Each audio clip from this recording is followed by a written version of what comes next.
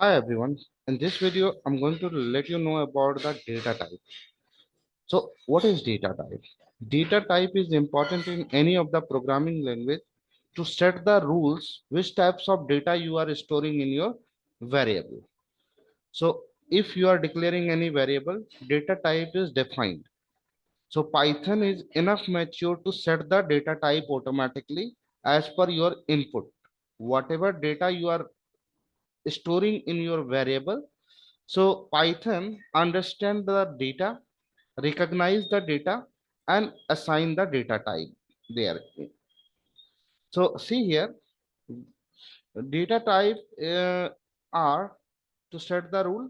There are many built-in data type in Python.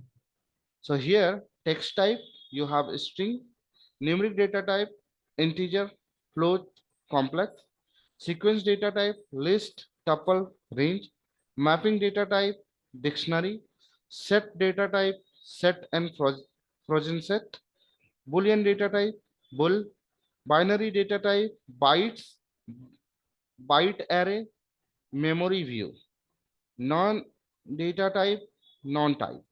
So these are list of the data type. In next video, I will start discussing about the one by one data type.